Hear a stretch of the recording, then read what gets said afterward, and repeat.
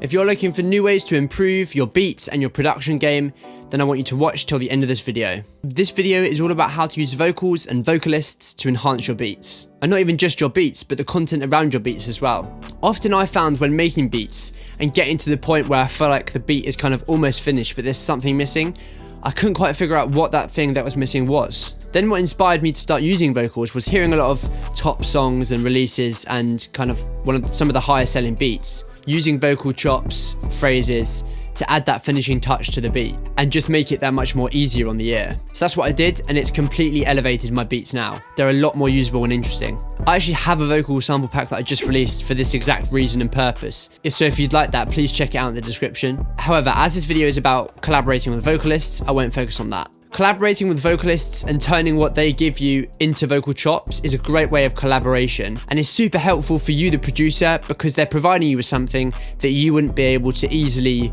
create on your own, if at all. I think collaborating with a vocalist yourself is a lot better than just finding a chop-off splice, because they're so overused, and you have more control over the kind of sound you want to get from the vocalist. And you'll have in mind throughout the process how you're going to use those vocals. You can also collaborate with vocalists in another way. You can have them add hooks to your beats. This has been a thing in the beat selling space for a while now, but I think it's definitely something to still be explored. It's a really easy way to have more people interested in your beats. Even just by seeing it in the search results, if they see that it's got a hook, it's more interesting, so they're going to be much more likely to click it and listen. Also, it can be a great way of building a relationship with an artist, which is really important to do anyway.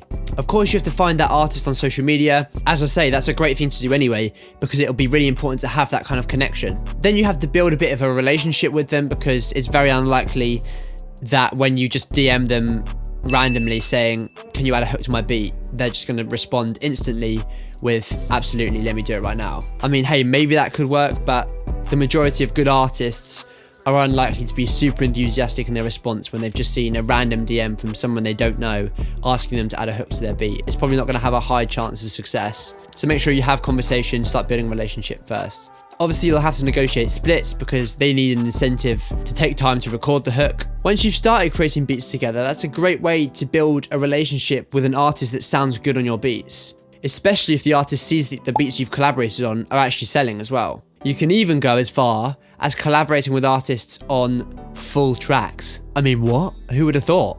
Who would have thought you can make full songs together? This relies on the kind of relationship which I just mentioned, where you know each other somewhat and really like each other's work to the point where you can start collaborating on full songs together. There's a mixture of ways you can work it, where you, the producer, can be the main artist and have the artist as a feature, or you just put both names next to each other and split it 50-50, it's just completely equal, or it's just under the artist's name and you, the producer, obviously get a credit and a split, which is the traditional way. So to get the ball rolling with this sort of thing, and all the ways that you can collaborate with vocalists, you of course need to find the artist that you're going to work with. So a practical thing you can do right now is go on social media and start looking for that artist, which is small enough that you'll get a response. I wouldn't be going after Rihanna or Billie Eilish, and has that sound that you're looking for. While you're searching for an artist and building a relationship with them, you could use your own vocals to make some chops and phrases to add to your beats, and maybe even if you're confident enough, add your own hook to your own beat. You'd be surprised what a bit of good mixing can do. So that's a great excuse to watch some tutorials on how to mix vocals, because that's a skill